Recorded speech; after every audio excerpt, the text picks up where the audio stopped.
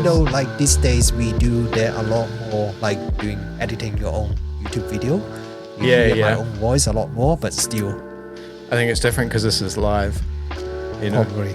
Yeah. Yeah. Yeah. Yeah. If you got one of these boom arms, you can just move it around with that if you need. Yeah. Oh, it's cool to have you here, man. Thank you. Richard is another YouTuber here in New Zealand. I think you and I have the biggest photography YouTube channels in New Zealand. Probably. Yeah. Which I don't know how much that says, but not that big. No, but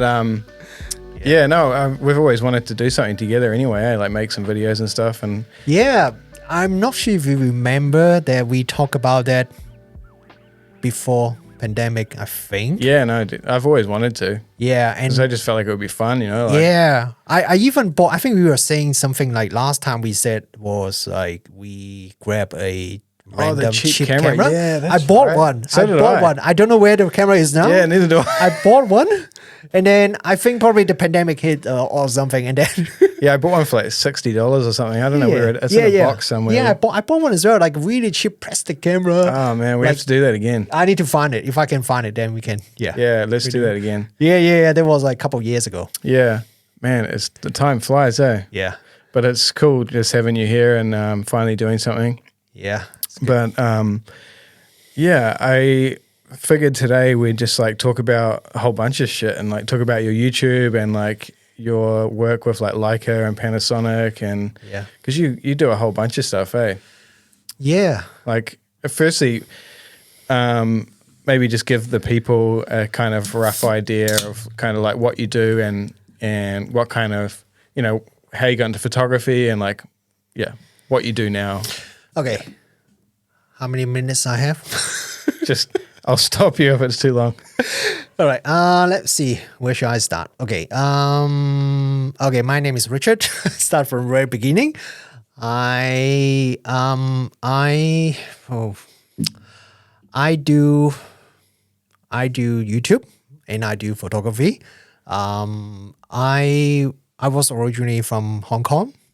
We moved here in 1990s with my family, and then moved here. I do my study. I finish off my university degrees here, and I was doing engineering and I was doing digital imaging as my area. Okay. So, because I was already really love photography and those kind of things back then.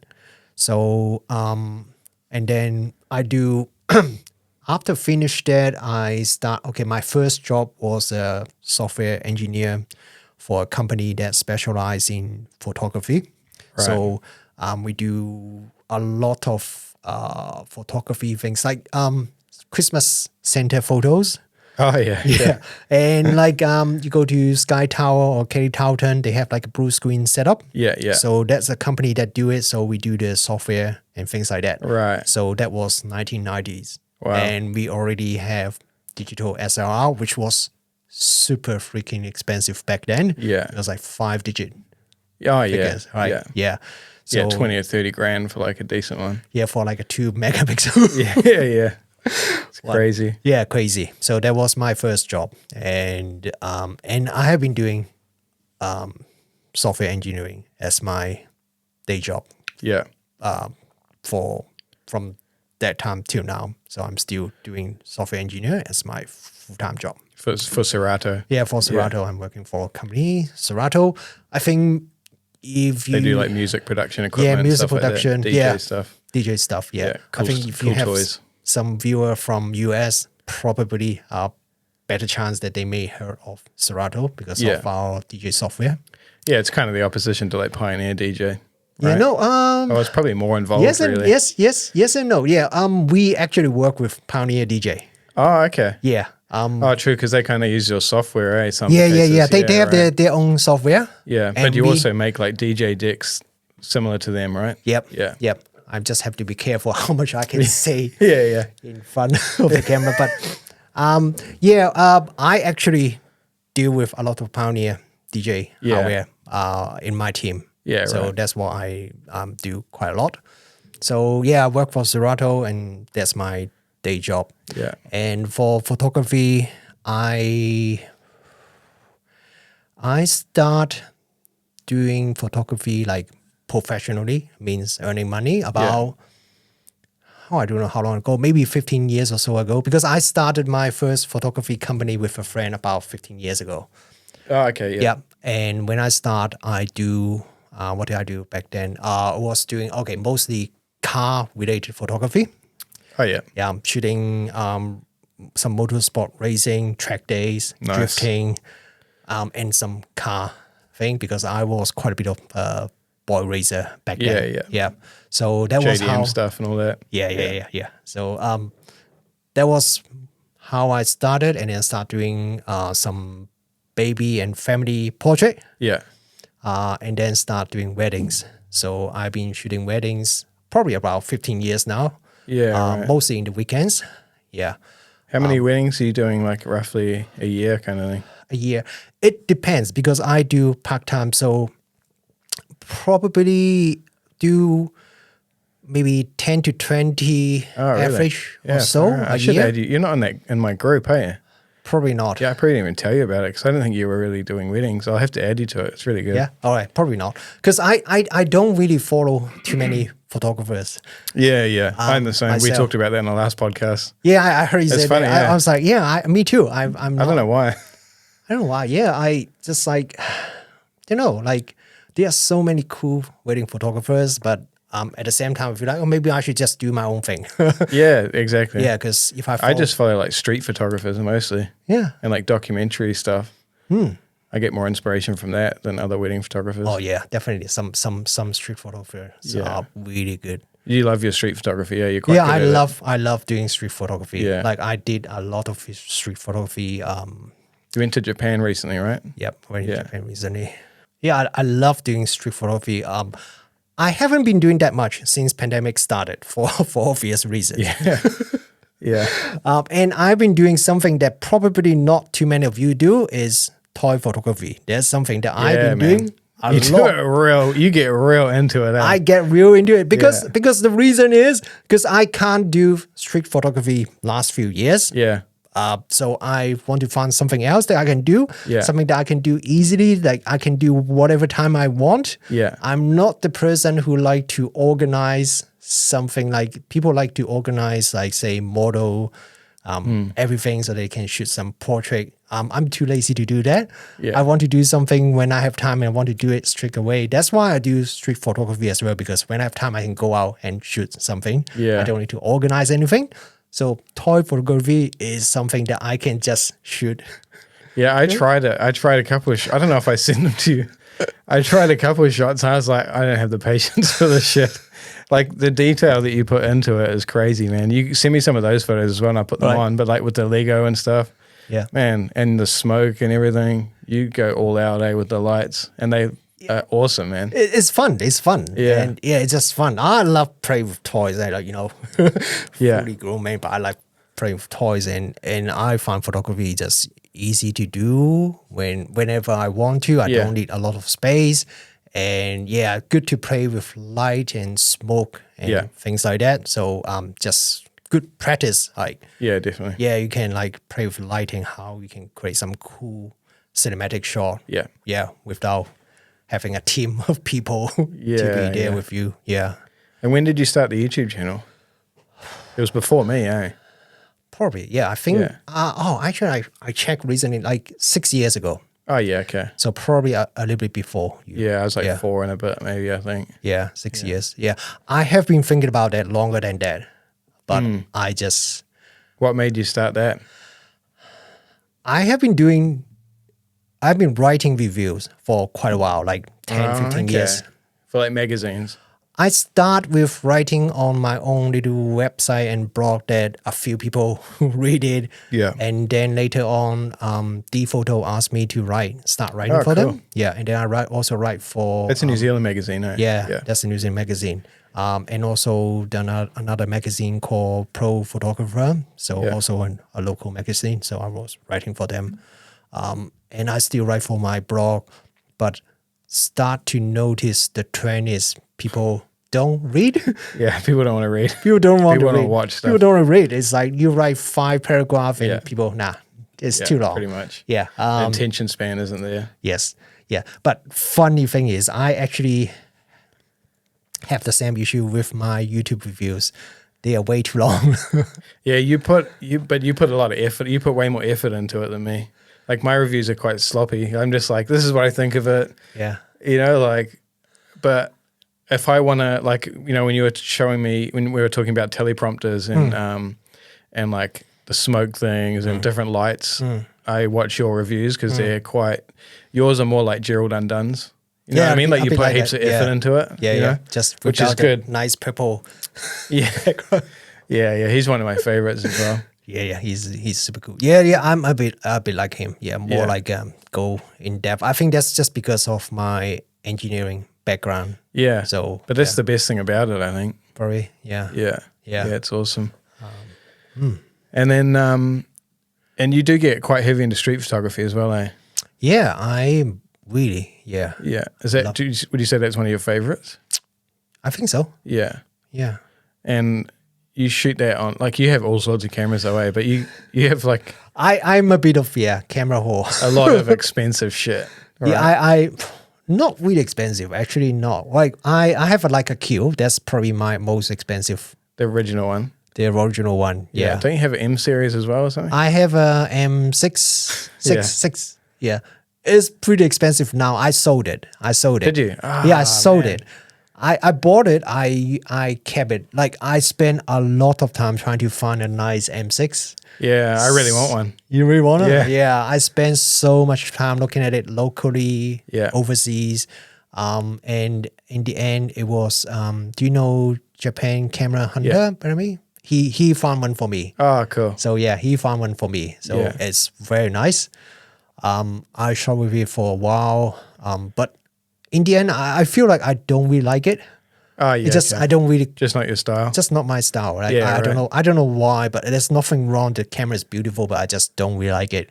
Yeah, I might be this. I've never tried. I mean, I've used the friends ones, but I've never tried. I've never owned a Leica. Yeah. So it's just something I've always wanted to try. I really like the rangefinder style focus because I struggle to manually focus SLR film cameras. Yeah. I don't know why. I just can't never seem to get it right. Have you shot with any rangefinder?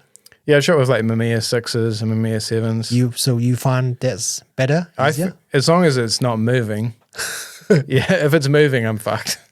But you just have to practice that whole zone focusing and stuff, right? Yeah. Like I just personally like it's a beautiful camera. It feels nice, but I just don't really connect with it, so I sold it. Yeah. And I sold it. It was already expensive back then. Like that was probably 4 or 5 years ago. Yeah. But I can't remember how much I sold it. But looking at it, if I want to buy one now, way more. It's probably double the price. Yeah, way more. So really regret selling it back then. I should have kept it. Yeah. Man.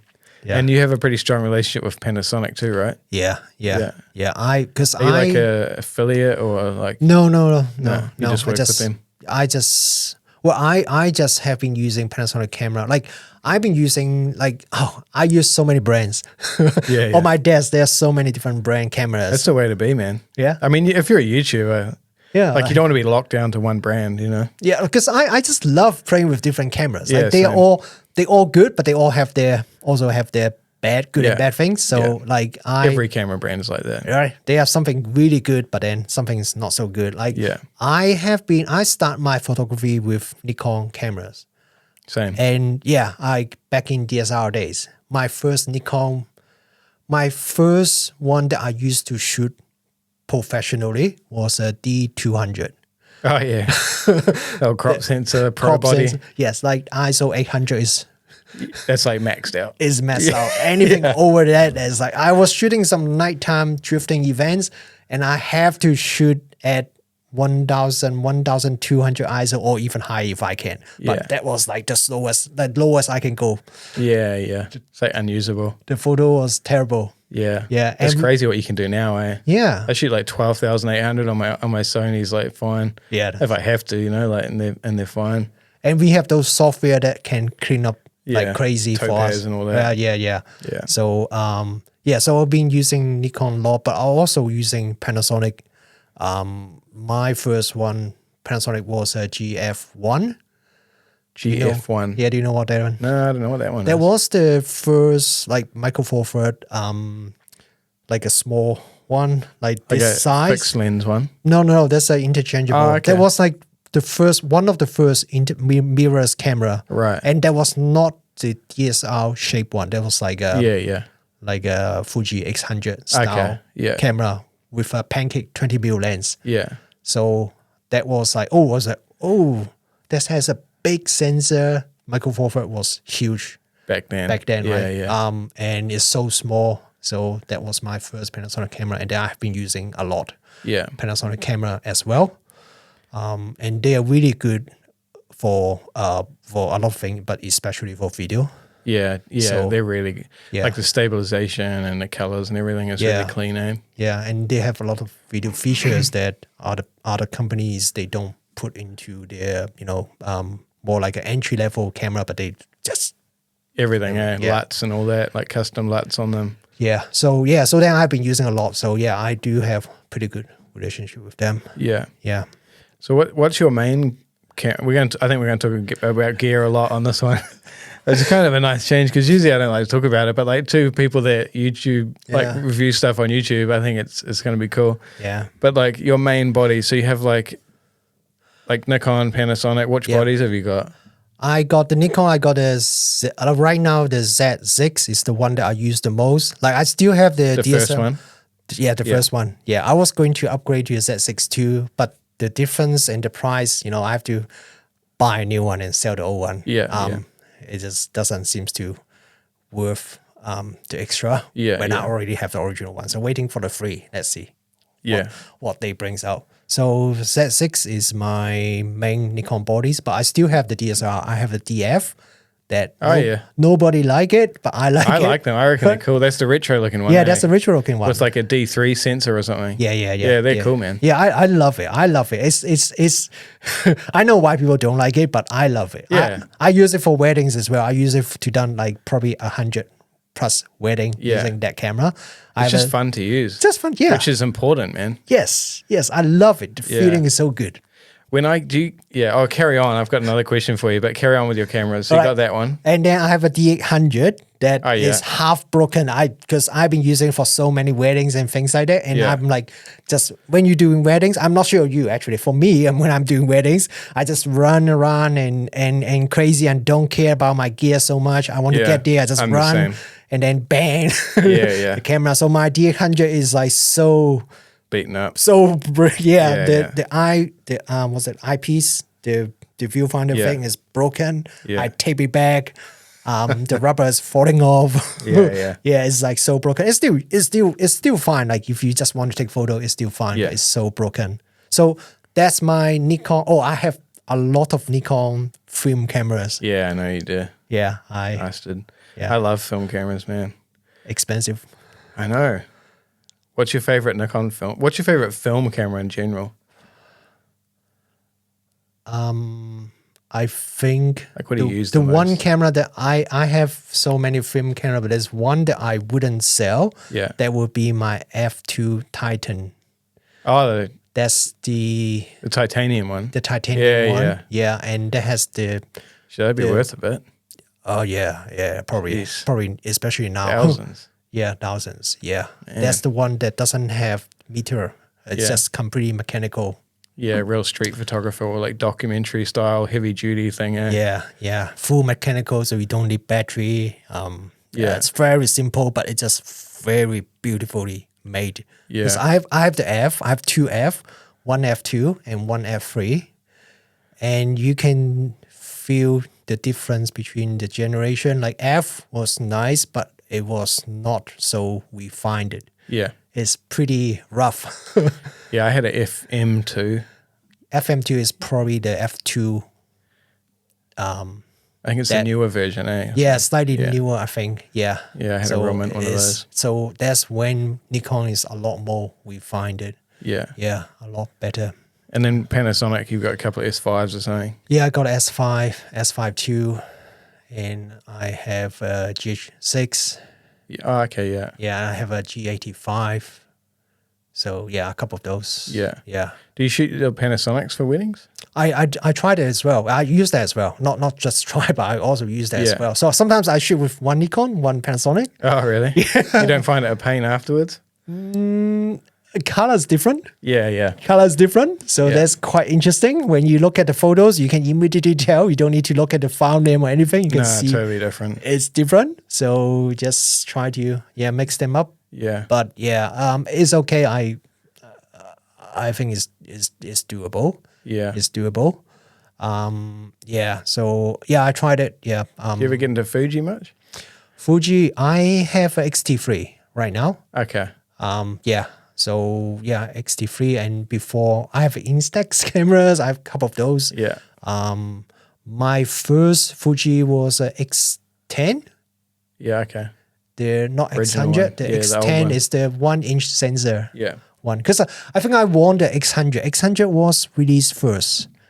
Oh, and was then it? I think, and I couldn't quite afford one. Yeah, I've had all the X100s except the first one. All right. So I've had like the T, Yeah. F, V, whatever. There was another one, a S. Which one you like the most? I have the V now. Yeah. But it's the same as the F, basically. V is 5 of latest Yeah, one. V is right? the latest one. latest F is the one just before it. Yeah. Really, the V just has the tilt screen. All right. And like, Oh, does it have tilt screen now? yeah, it's got a tilt out screen, which is okay. nice. Okay. Yeah, but it's pretty much the same. Yeah, I remember you brought it to with you when you went to US, right? A couple of years ago. I take it with me everywhere. everywhere. Yeah, I don't use my Sonys for personal stuff. All right. They're just, I mean, they're better cameras, but I don't have that emotional connection with them. You know what I mean? Like I said, they're not as fun to use. Yeah. The Fuji is fun, Yeah. which makes me want to take photos, which is why I'm saying it's important. Like, you know, this is a question I was going to ask you. Like, Oh yeah. you must get it a lot, like messages from people on YouTube saying like, which camera should I buy? You get that heaps. Yeah. Yeah. And I'm like, my first instinct is like, well, I don't even know what you're shooting. So, you know, like it's going to be a different, I'm not just going to say Sony, Yeah. you know, because I shoot on Sony. Like it's not always the answer. No. And yeah, I don't know that, but the thing I say to most people now is like cameras are all so good that like it's irrelevant really. Just pick the one that you really like the one you really enjoy using. Yeah. Because I think if you enjoy using something, Yep. you take better photos. I absolutely agree with what you said. Yeah. Like the one that you feel like that makes you feel excited when you pick it up. Yeah. I got a couple of friends like also always ask me, hey, should I get this or that? Yeah. I say, which one you like more?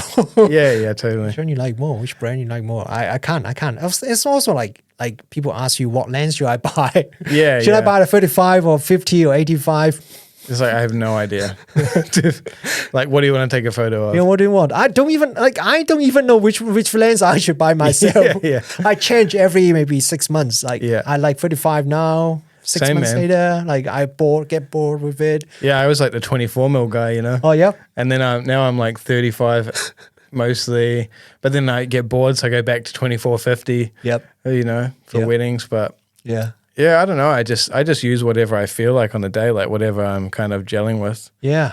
You know, I turn up like when I'm gonna go to a wedding. Yep. I turn up in the morning. I have a look at the room and like just look around me. I'm like, this is a 24mm day. You know what I mean? Like, I'm just gonna rock the 24mm today. Yeah, like just pick whatever you like. You feel like it. You feel like it. You feel excited. You feel inspired. Then that works. Like I remember listening to your podcast talk about like shooting a wedding with a single lens or something. Yeah. I did that. Like I did my brother's wedding. I Yeah. was using just 35mm for his whole wedding. That's all you need, really. Yeah, I think it looks great. Yeah. Yeah. Not that I would do every single wedding, but you know, sometimes you just feel like it. Yeah, you just shoot it differently, right? Yeah. Yes. I think there's some exceptions. Like, I've never the first wedding I ever done was on a Canon. It was like a 1000D or something, like a 18 to 55 mil, All right. and the 55 to 200. You know, like the twin lens kit you buy. Yeah. And you know, it was terrible. But like, I've never been since then. I've never had another Canon, Yeah. and not for work anyway. But honestly, the only thing I really don't like about Canon is that they have fixed that new lens mount, so they can't not fix it. But you know how they don't let aftermarket people make lenses for it? Yeah. That's just annoying. Yeah, that's not good. Like, I know why they do it, but I think money. that's probably gonna negatively impact them rather than I think it's going to bite them in the butt sooner or later. Yeah, I see so many people say, "Oh, I was choosing between say Canon and Sony or whatever." Nah, I'm going to go for Sony. Yeah, there's so many more choices, right? Yeah, that's all you hear now is like people switching to Sony from something. Yeah, and like, I do wish Nikon were doing better. I mean, I don't know how they just seem to be not doing that well, but like they're such good cameras. Yeah, like in the market, they seem to be kind of falling back a little bit, but I don't know why. I'm really waiting for them to update the cameras because I feel this. I was really excited about 6 and 7. That's why I bought one immediately when it launched. The two are good upgrade, but not huge upgrade. Yeah. But now, 3 years down the line, it's 2-3 years probably, I think they really should update it. Yeah, they need to just bring it up to the others, I think. Yeah. But yeah. The 9 is a great camera. Zan has two Z9s. Yeah, the 9 is great. It's so good. It's so good. But the Z9 is not for it's $10,000. 99% of people, right? Yes, $10,000. Yeah. I can't afford one. Even if I can afford one, I probably wouldn't buy one because it's too big, too heavy, I'm not going to use it for my personal photos. I'm the same. Like I really want 2 A1s. Yeah. And I might do it, but A1's not too bad. A1's not that big. No, but it's still 10 grand. Yeah, but that's true. Yeah. Size-wise, yes. Yeah. Size-wise, size-wise, the same as what I've got. Yeah. And you're not going to charge your clients more money because I'm shooting with an A1, right? That's what I mean. Like, I just don't, I want it, but I don't need it. You know what I mean? You can shoot with just the A7, even with A7 III. Yeah. Still... I shoot with A7 IVs just because they have the 10-bit color because I do video as well. Oh, yep. Yeah. Because the 8-bit color on A7 IIIs wasn't great, I found anyway. Like, it's fine, but... Yeah, you have to be pretty good at color grading.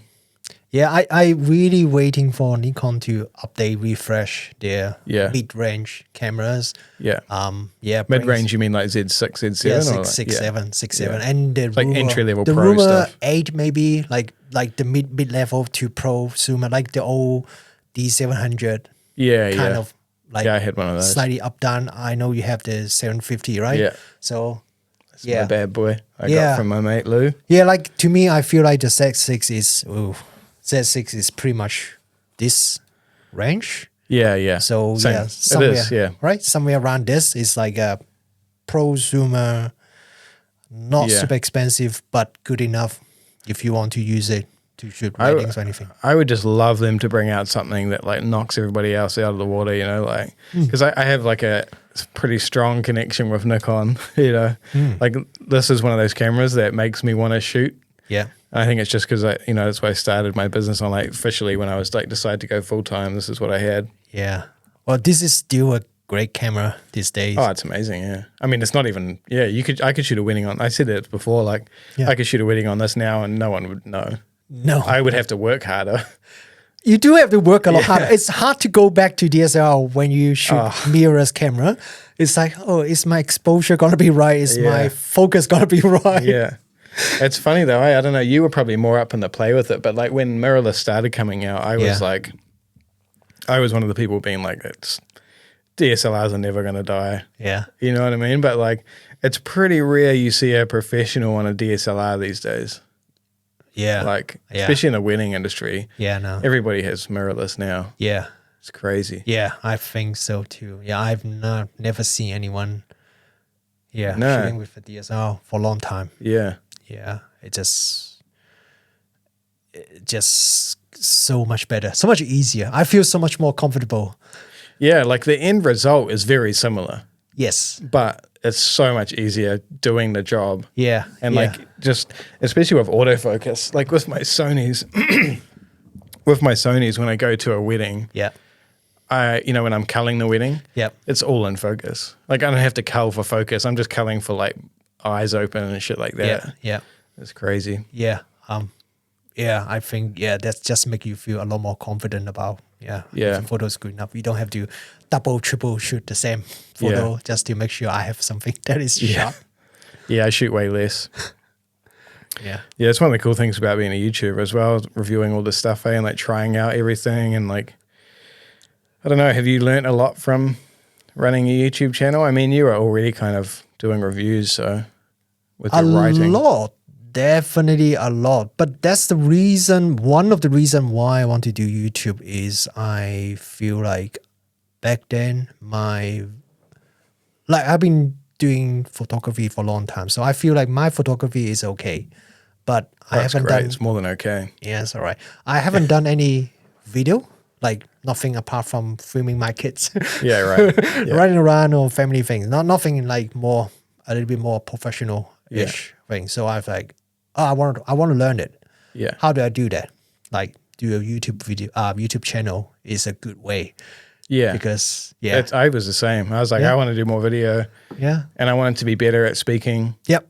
You know? There's another thing. Yeah. That's the reason why I was so scared of, didn't want to, like thinking of doing it. I think I pushed it back for 1, 2, maybe even 3 years. Yeah. Before I attempt my first video is because I hate speaking. I hate being in front of the camera.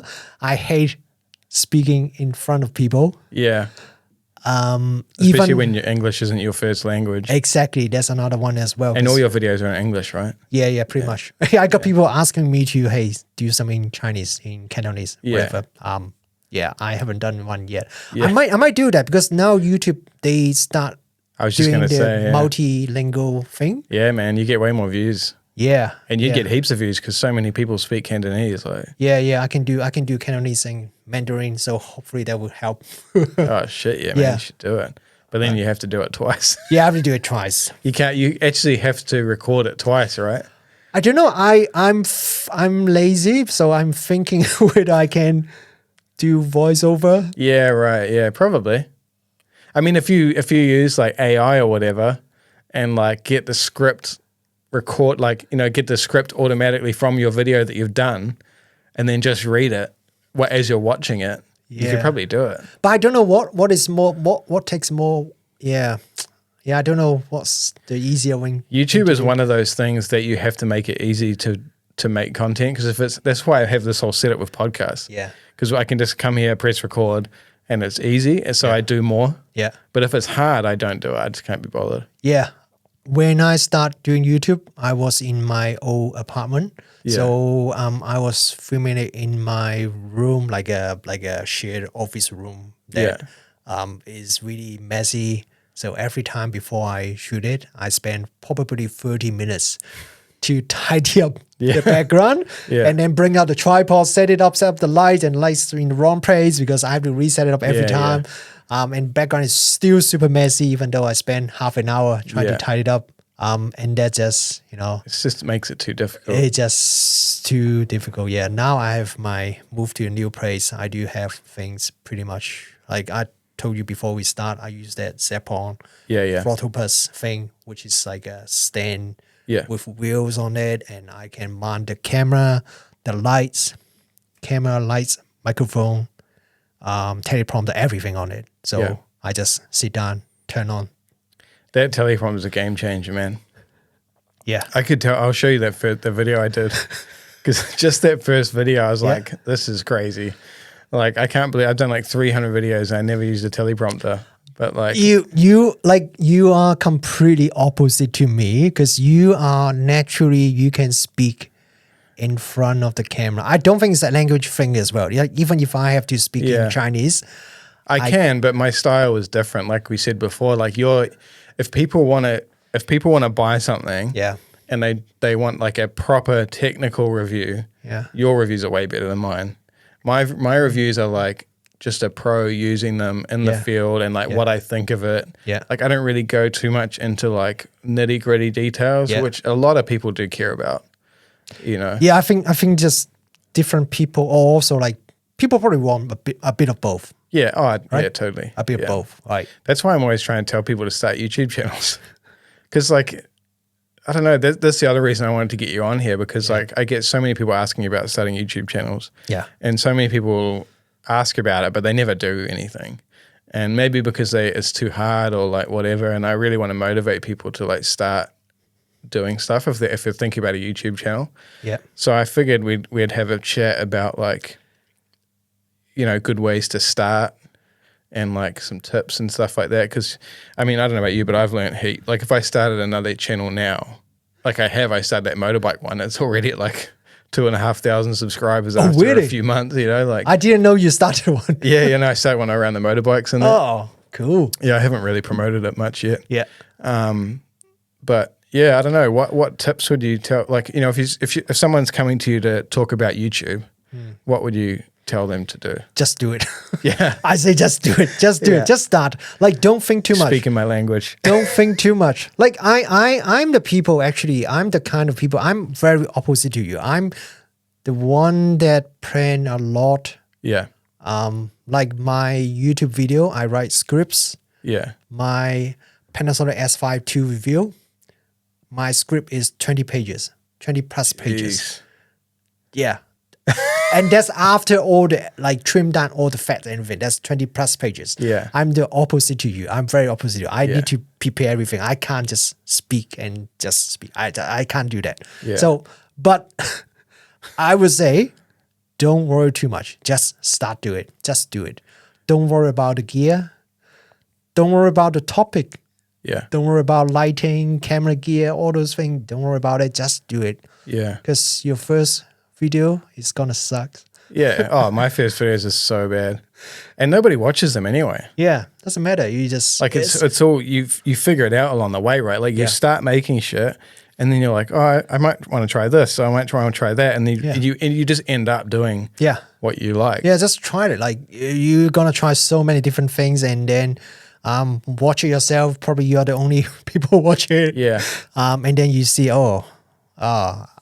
this is not good. Yeah. Yeah, just improve it. And a lot of people say it's too late to start a YouTube channel, but I think it's bullshit. Nah. Because now with like shorts and like YouTube is always changing. So like there's always something new to like jump on. Yeah. Like if you're good and if you're consistent, then Jeez. I can hear it. That was noisy. Yeah, if you're consistent, I don't mean like I mean consistent mean just keep doing it. Just keep doing it. Yes, just doing it. No matter you're good or bad. Yeah. Just keep doing it. And yeah.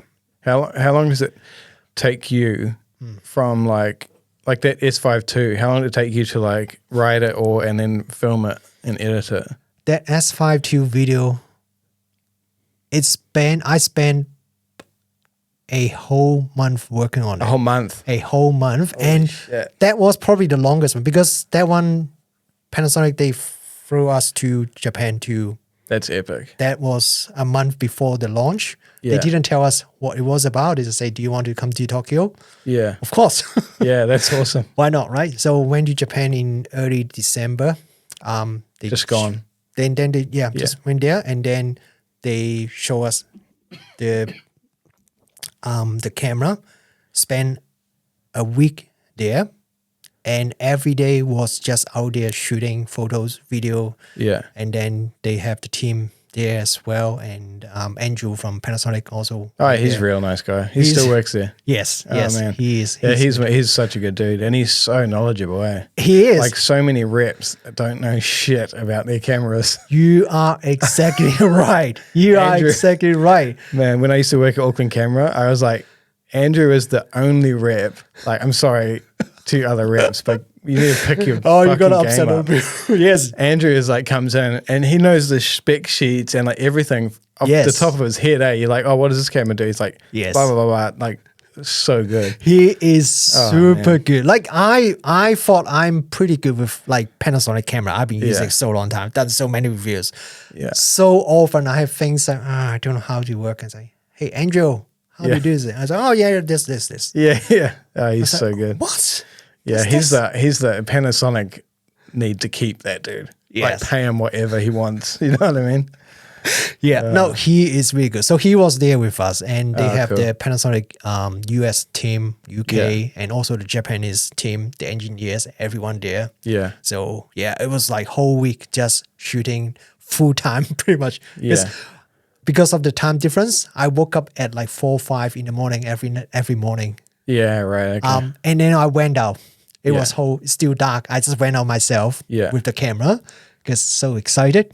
Yeah. So went out and shoot, and then some other events, and I didn't go back to the hotel till like 10 o'clock in the evening. So like whole day, just shooting full day for a week in Japan, and then came back here. That was before Christmas, so I back to work for a week. Yeah. But then I took 3 weeks, I think around 3 weeks off for the Christmas New Year break. Yeah. I haven't got anything planned for that period.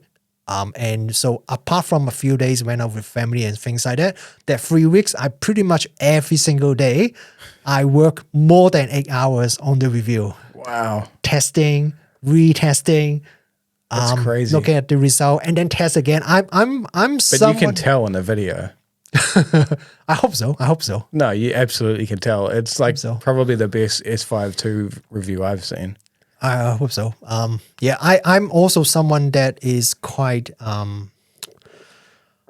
like you. I know you are really good at using your instinct to tell something.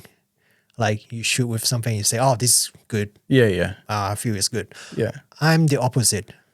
I'm the one that, like, I go out from my house and I'm like, did I shut the garage door? I check, I check again. I just don't feel confident about everything. So when I'm doing reviews, when I want to say, for example, the autofocus, they finally fixed the autofocus. Yeah. I need to test it, and I test again, and I test again, and I test it on today, tomorrow, and again. Yeah. And then after, like, repeatedly testing it again, and I borrow the Sony A7 IV and a Canon R6 II and do side by side test again and again. Because the thing I hate the most is I tell people it is good. People then listen to my advice, bought it, and then they say, no, it sucks. Yeah, that sucks. I don't want to tell them something that is not true. So I will repeatedly testing something because I don't trust my results a lot of the time. I have to do it 3 times. Then I say, okay, I think I can say that.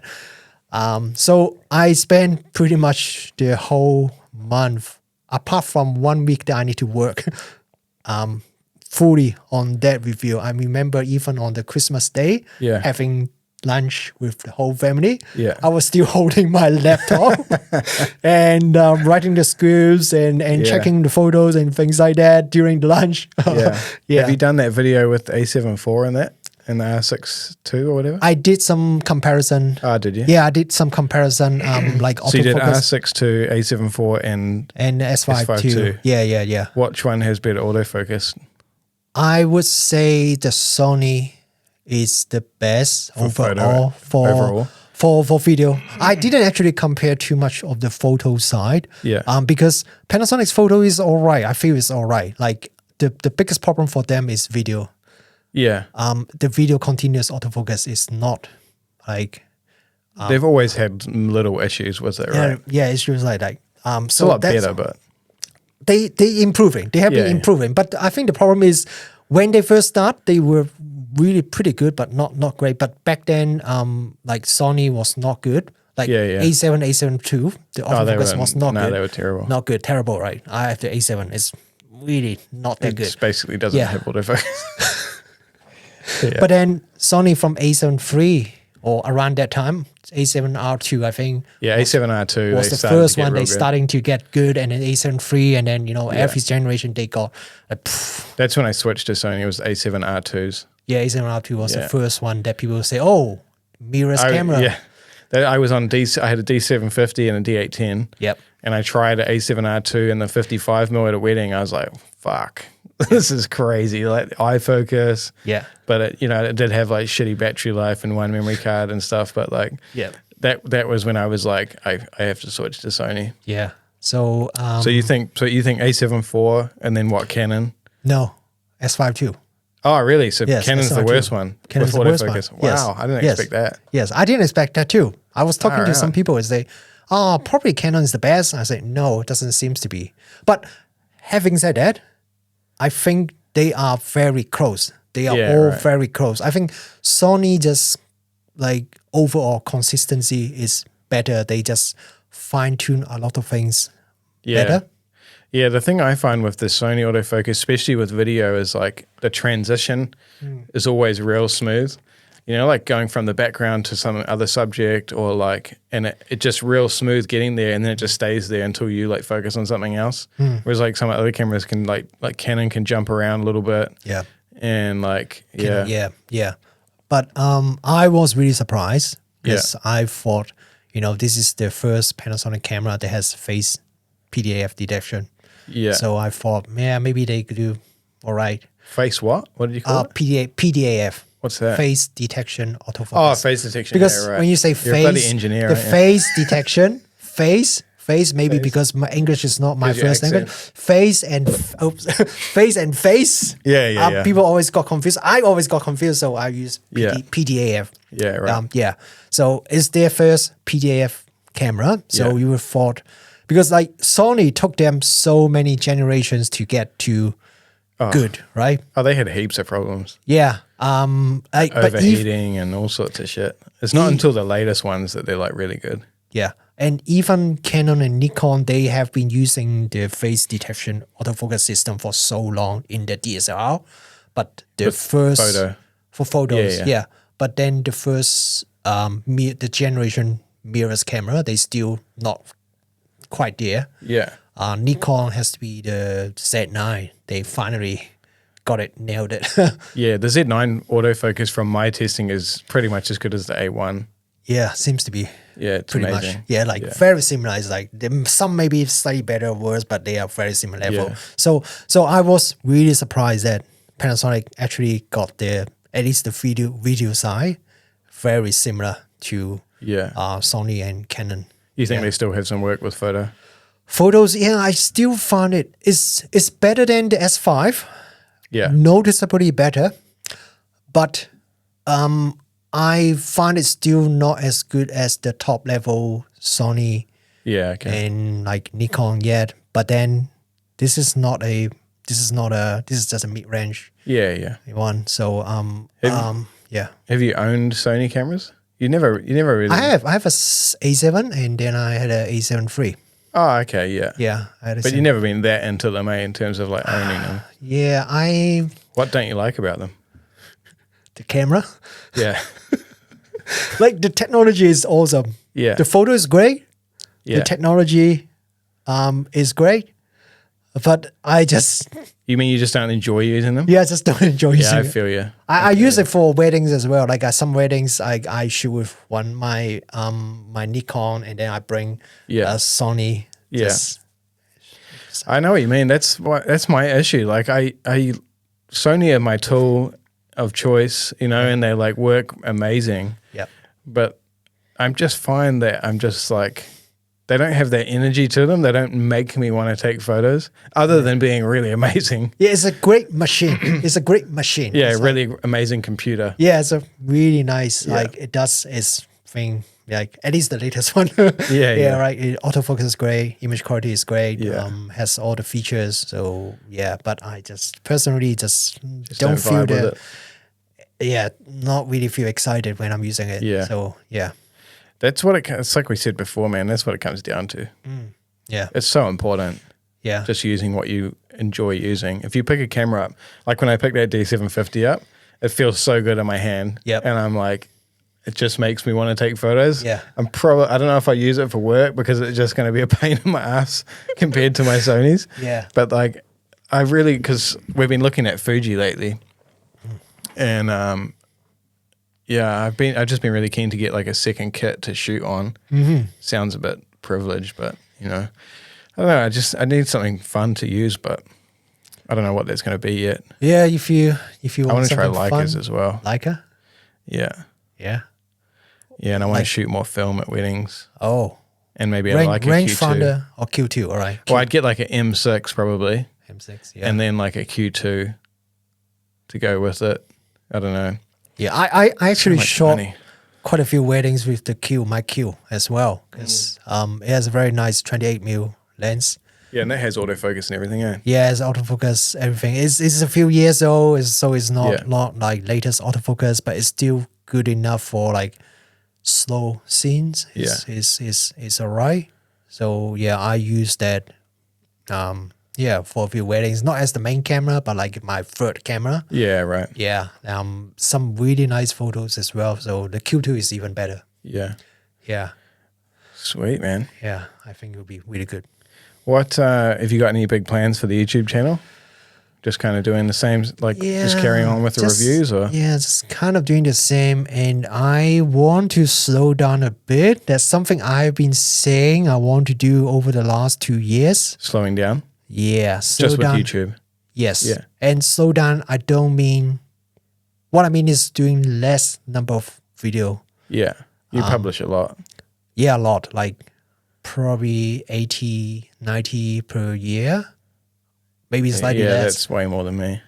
Yeah. Especially at the moment. 80, 90. Yeah, I pretty much have one every week and then suddenly something small in between.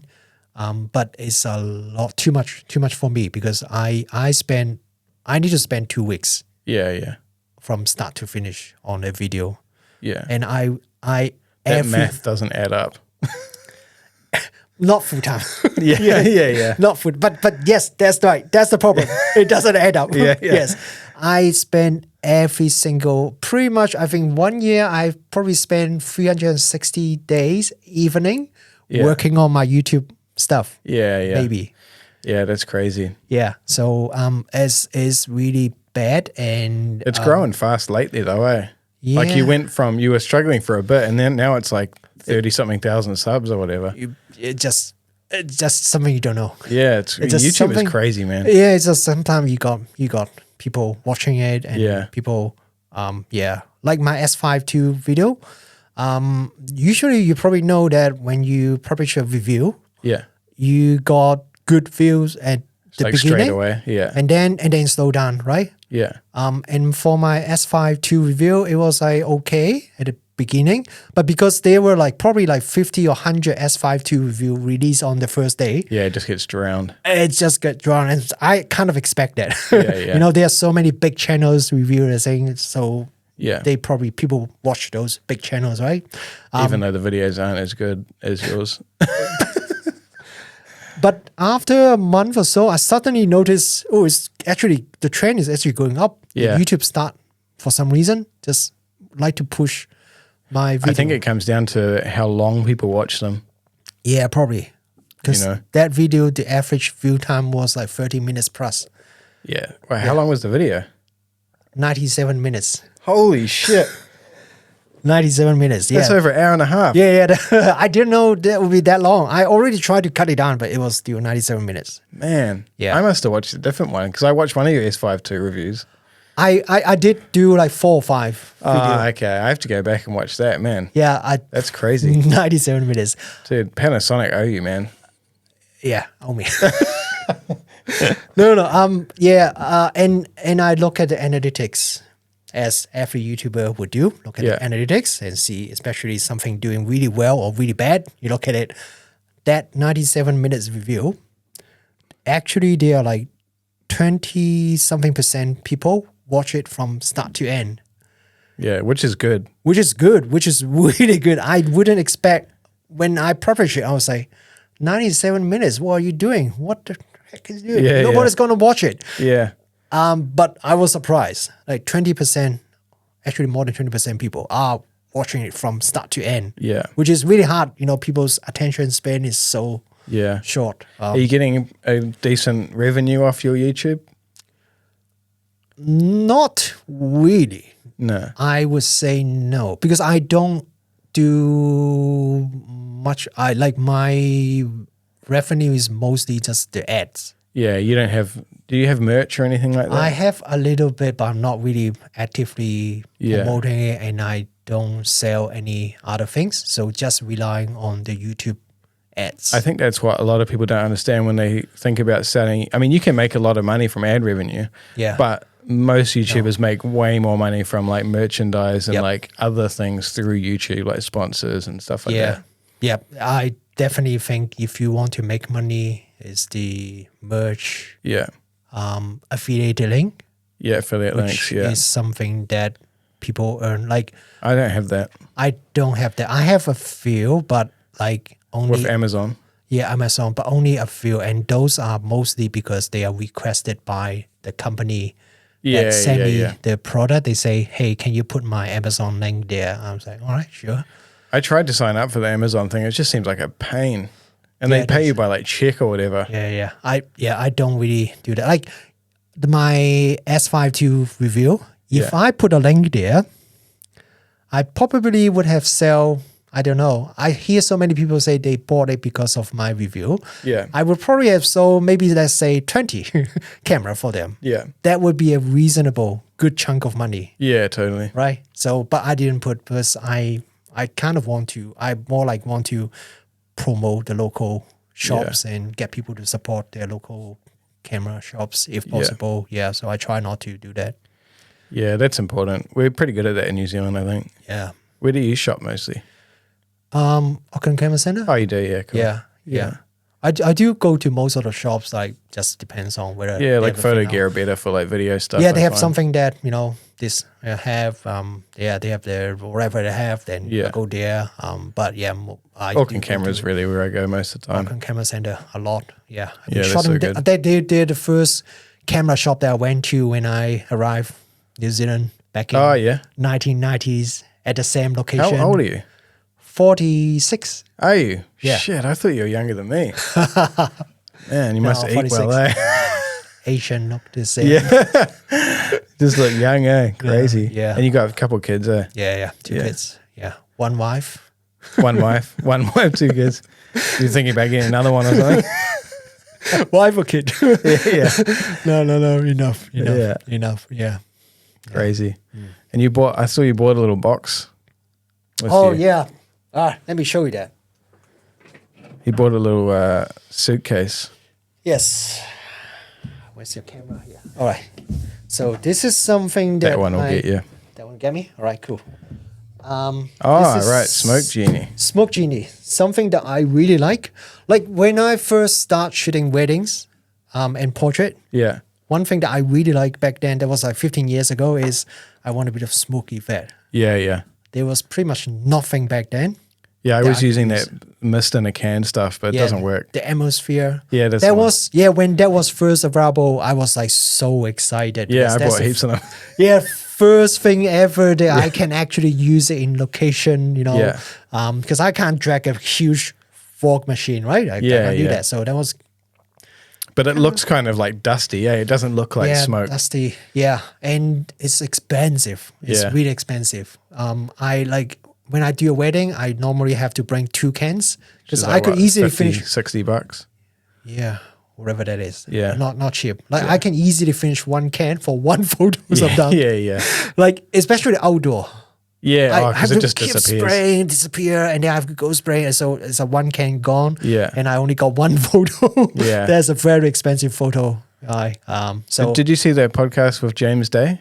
Yes. Yeah. Yes. So he was using one of these, and I was like, shit. I reached out to the company. Yeah. But show us what you got. All right, cool. So this is I think I bought the right one. I hope. This is the latest one, the 2023 version. Yeah. Which has got some small update. I tried many different smoke machine and smoke thing that can generate smoke.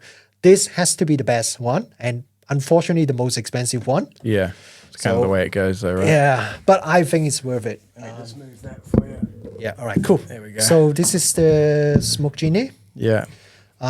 Smoke machine. So what you do is that you press the power button 3 times. So they have that like a like a safety device. Like is there stuff in it now? No, not yet. Okay, let me put it in. So I like the one where it like goes, Yeah. Do you have a smoke alarm here? No, it's fine. No? All right, cool. So I can do it. Yeah, I have to be really careful when I try it at home because I have a smoke alarm and I have to like just shut my door. Otherwise, wrong way. Oops. Oh, which way? No, this is the right way. Oh, I just have the. It's quite light. Is there batteries in it? Yeah, there's battery in it. Yeah, it doesn't feel. I thought it would be heavier. No, it's not. Like it. The good thing is it has the this the what's that? 26 something batteries. Yeah, whatever that is. There's like a standard battery Yeah, you can yeah, buy. yeah. And the I think way that's why what they my do Tesla it is battery's made out of. because they allow people to, they design it for professional use. Yeah. It's used by a lot of like movies and bigger productions. Yeah, right. And people need to shoot the whole day, so they make it this way so we can just swap the battery.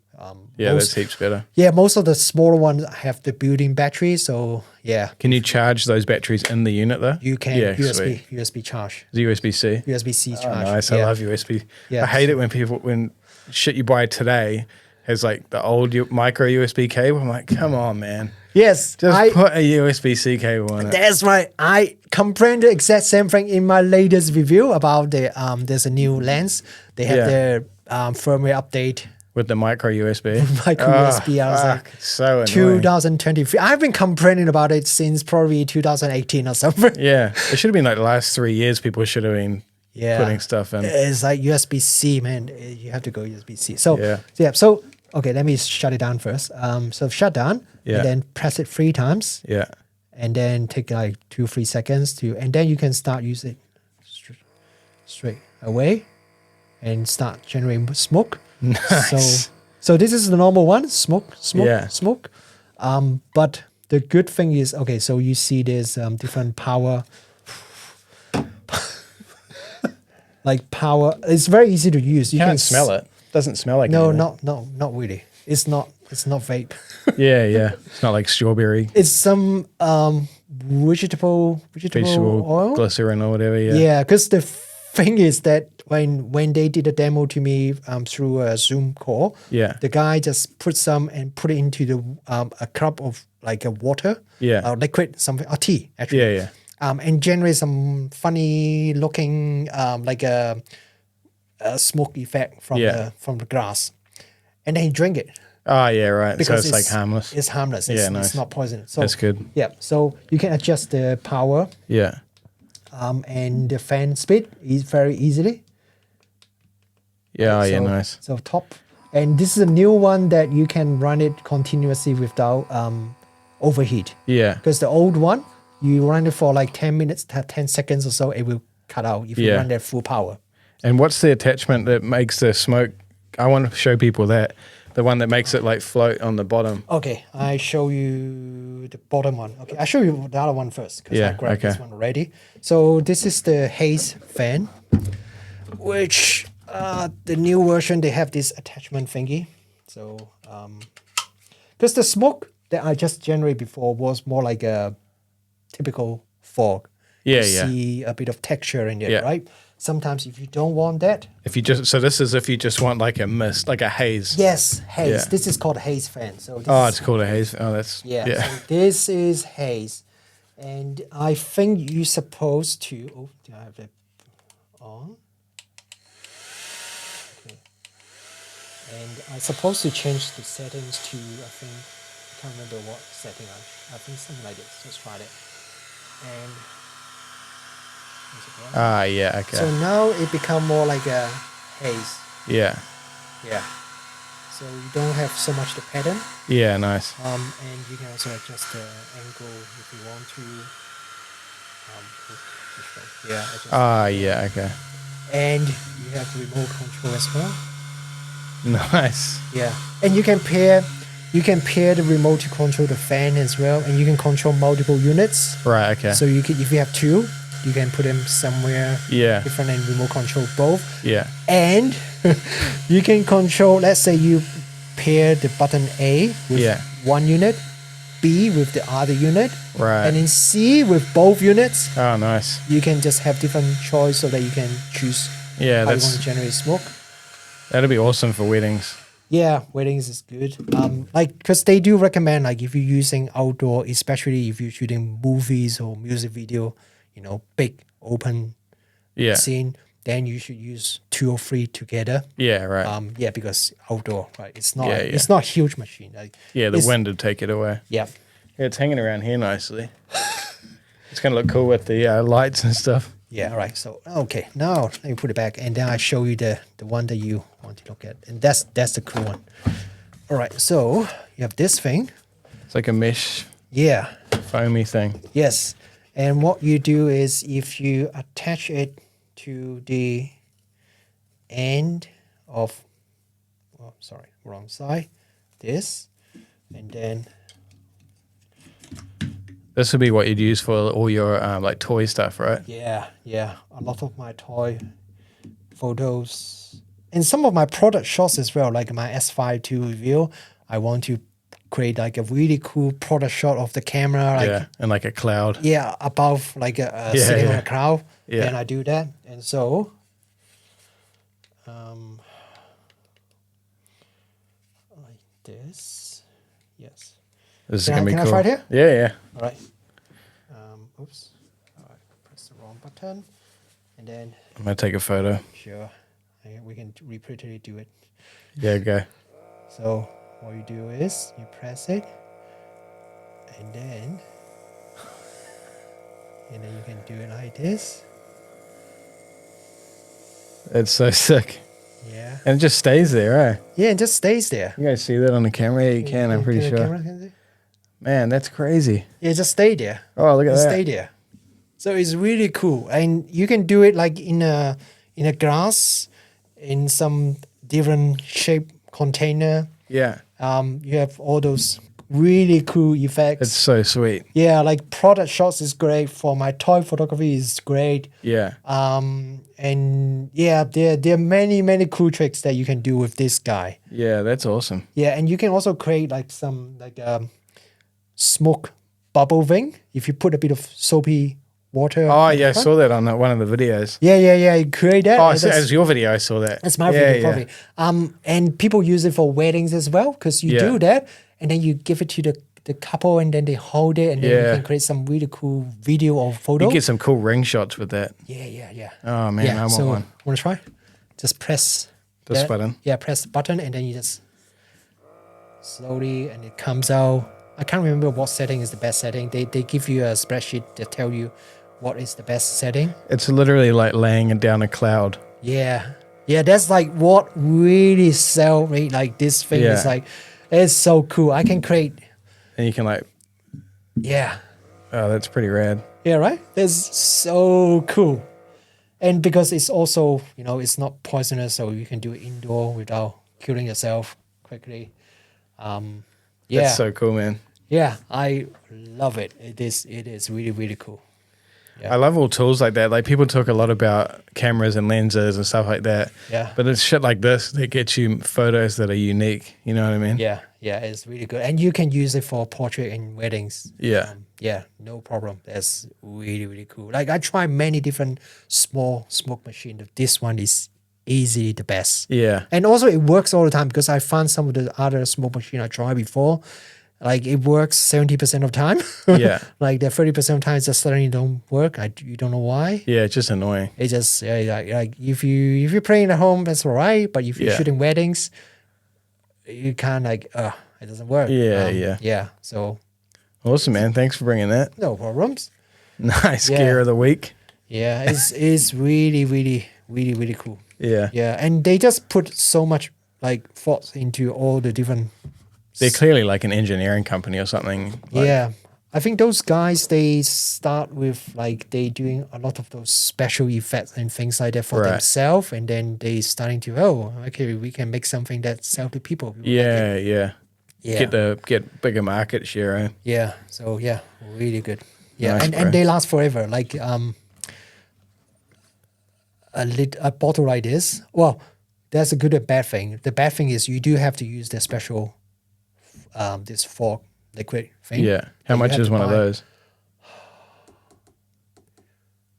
don't know, $40, $50, whatever it is. Yeah. But it lasts long time. Yeah, It lasts probably, I don't know, like a year. Yeah, Or okay. maybe half a year, depends on how much you use it. Yeah, of course. Yeah, but like compared But like with, a whole wedding season for $40 bucks. Yeah. Compared it with like one can for like just $20-something yeah, for it's one like can. 2 cans price, and you can buy this one. Yeah. This thing also is consumable. This one also is not cheap, and that's why I said like How much are they? This is like 60 US or something. Oh yeah. But it should last one wedding season Okay. if you use it So about $100 for a whole wedding season. Yeah, something like that. It's not much. Yeah, it's not much. It's like, for what you get. For what you get, you can use it all the time easily, and you can carry it easily. You can carry it onto the plane if you need to fly somewhere. Yeah. Not this bottle, but the rest you can carry on the plane. So yeah. Do you put that in your chicken? Yeah, this one has to be checked in. Okay. Yeah, the rest is okay. Yeah. Nice. Yeah. Cool, man. Yeah. Sick. Do you have any other things to talk about before we wrap it up?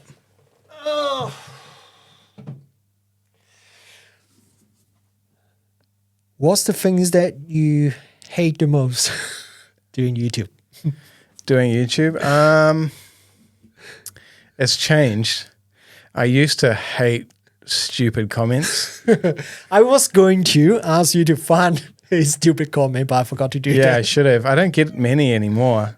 Or you just block them all? I don't really read them. I mean, I read the comments, and like I usually try and reply to like nice people and stuff. Yep. And it used to really bother me, like the YouTube comment section. Yep. Like, you know, when people criticize or just people, the internet is a stupid place, and people just say stupid shit.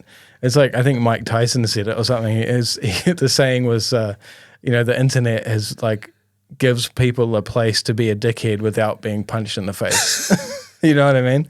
So like people just say whatever they want, and it used to really bother me. Now I'm like, I don't give a shit. I'm just like, whatever. Yeah. But that was a hard thing to learn, that you have to just not worry about the comment section. I think correct. I remember seeing some of those things you post on Facebook when you got some funny. Yeah, it's just fun. I just find it funny. Funny comments. It's like, I try and reply something like funny, but I don't want to attack them. You know, I just like try and, you know, be funny back. Yeah. And they hate it. They hate it. It's so funny. And then you get other people, like, I won't name any people, but you definitely get people that, you know, maybe in the same field, or like there's heaps of like people that don't want to, they just want to take all that for themselves, and they, you know, they put other people down, like other YouTubers and stuff. That's just kind of annoying, but like it's the same shit. You just got to not worry about them, because they never do as well because of their attitude, you know, I find. So I think with YouTube, the biggest thing I've found is just like some of the negativity, but you just have to learn to ignore it and like work together with people. Yeah. Like the more we do together, the more we help other people get into it, the better, I think. I think so. In my opinion. I think so, yeah. If you, we should just learn from those.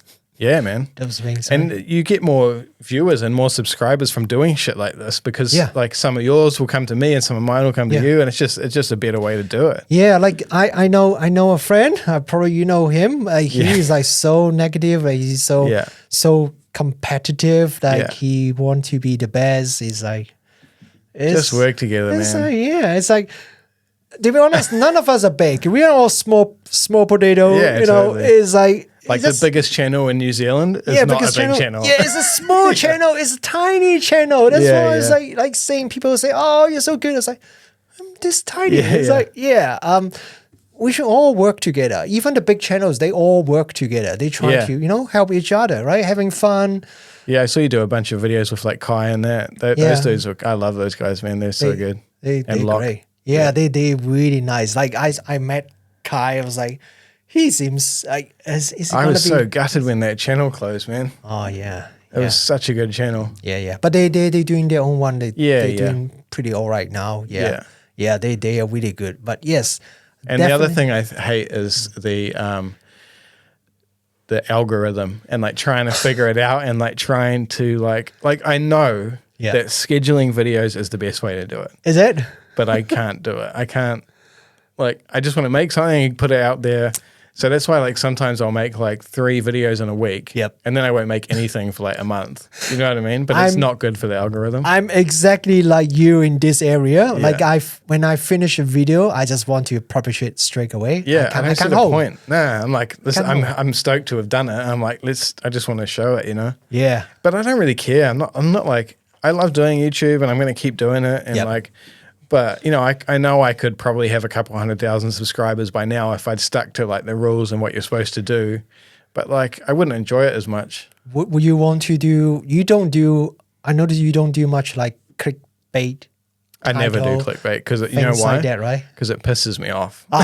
That's good. Yes, me too. Yeah, when I click on something and it's bait, I'm like, fuck you, man. Yes. And I just like don't watch it. I'm just like, nah, I don't even care. I just click off. So I never do clickbait shit. But people in general, I found they don't do as much clickbait, like strict clickbait, so much these days. No, it's becoming less because I think people don't have the patience for it now. Yeah. So it really pisses people off. Yeah, but one thing I don't like is people just put something that is kind of like clickbait. What's the word to describe it? It's like putting some like fake news. Yeah, fake news or like exaggerate something, really exaggerate things, and like huge problem with camera. Yeah. And it's like the battery life isn't quite as good as the other one. Yeah, something like that. Exaggerate things. I don't really like. But those get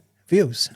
Yeah, but I don't care. You don't care? I just want to make videos. I just enjoy it. Yeah. And like it's a cool community and like I don't know, I think it goes with anything. Like you have to if you're gonna do anything, you have to enjoy doing it to do well at it. Yeah. You know, like if I'm just making videos for views, I know I'm not going to enjoy it as much and I'll just burn out.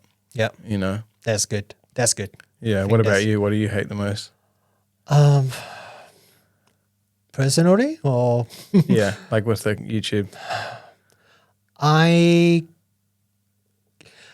Because I spend so much time to work on each video, since I got burned out a bit like 3 or 4 years ago when my channel starting to get a little bit of traction, and then lots of companies starting to say, hey, you want to do a review of this, and I say, oh yeah, I want. There's, so much cool stuff. I say no so much now. Right. So I say yes. And then I was not really good at tracking things, and then all of a sudden forget to do a review on something. No, actually no. They all turned up at the door at the same time. Yeah. And they all want to have their review out by a certain date. Yeah. For good reason, they releasing product. Yeah. And then I've suddenly got like 5-10 products. I only have that much time. I really struggle to get it done. So since then I've said, okay, no, I have to be a little bit more organized. So I have a Google spreadsheet that it's pretty much my calendar schedule. Yeah. Every week, this week, I schedule the whole year. Yeah. I can do at most 4 video a month. Yeah. So pretty much 1 per week, right? So I schedule it. So I was like, okay, you want me to do something? What's your date? April, I can do it. Late April, I can do it. I put your name down here. I put the product here. Unfortunately, that still doesn't really work because pretty much half of the things I promise, they don't show up at the time that I expected. Yeah. Let's say I schedule. Well, that's not really your problem. 4 reviews. Yeah, but they then like 4. I say I schedule 4 reviews this month. Yeah. None of them show up. Then next month they all show up, including the products for May. So I have 8 products all showed up at the same time. Yeah. And they all wanted. They all gonna release in the next 2 or 3 weeks, and they all want their review. Yeah, I used to do that. I say no so often now. Yeah. Quite often, like, because I get companies, I don't know, you must, like, I get companies probably at least once a week messaging me saying, oh, we want to send you this, you know, and you get like a free thing to review. Yep. But unless I'm like real interested in it or I actually think it's going to be a good product, I'm like, no, sorry, I'm not interested. Yeah, I turn down people more and more these days. I'm really bad at saying no to people. Yeah. But if something's real cool. Yeah. Like when I got that loop deck, I was like, yeah, sick. And I've made heaps of videos on it, but like, I don't know. Yeah. Definitely these days I only do reviews that I'm really interested in. Yeah. And one problem that I have is not trying to, it sounds like I'm showing off for somebody. Like you got so many free samples. Yeah. I have no place Yeah. to store them. I give heaps of shit away. I give a bit away, but yeah, I've given away heaps of lenses and like, because I just don't really keep camera gear that much. Camera gear. I do keep them because I got a lot of lenses that I use for my future review comparison. So I want to keep them. Yeah, right. So that like I bought a shelf. The shelf is completely filled up. Yeah. And then some of the bigger stuff like studio lights or I don't know some other bigger stuff. Yeah, all these lights I got for free. Like the Godox one, this light was free. All right. But they're big. I don't have my house is not big, so I don't have space. Yeah. To store them. So that these days people say, "Hey, you want to review this? Say a gimbal." I'm like, no.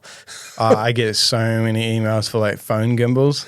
Oh, phone gimbals. Yeah, and I'm just like, I just don't care. I'm never gonna use it. If you're never gonna use it, no, don't review it. Like, yeah, because I think maybe when you first start doing YouTube channel, you probably people start reaching out fast though, eh? Yeah, that's what I noticed when I started my YouTube channel. It was only a few months, and companies started emailing me asking to review shit. It's crazy. Yeah. Like at the beginning, probably really excited. Like every single place is very excited. Yeah. But after doing a few years, probably a lot more selective on what you want to do. Yeah. Yeah. Nice, man. All right, it's been good to have you on, bro. Thanks for having me. It's fun. Yeah, real fun. Good chat. Finally, Yeah, I know, right? Man, we needed to stick to it and make those videos together as well. Yeah. Yeah, you should keep doing that. Yeah. I think your new release schedule is a lot better. Yeah. Oh yeah, it's heaps easier. Yeah. Yeah. It's like it gives me enough time to finish watching it before your next one comes out. Yeah. Yeah, I'm releasing these podcasts every Monday now. That's good. That's good. So people would because they're long as well. They're all an hour at least. Yeah. Yeah. It's pretty good. Like sometimes I'm doing something like then I can play it. Yeah. Listen to it. I don't need to. Yeah, I listen to not my podcast. I listen to other people's podcasts when I'm like editing. Yeah, or like I even like download it on my phone, and then when I'm driving, I just play in the background, like listening to it. That's great.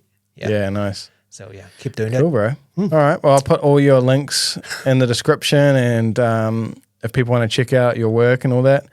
And it's just been really cool having you on, and thanks again for coming along. Thanks for inviting me to your studio. It looks really cool. Thanks, it looks really cool. Yeah. Nice. All right. Cool. All right. We'll see you guys in the next episode real soon.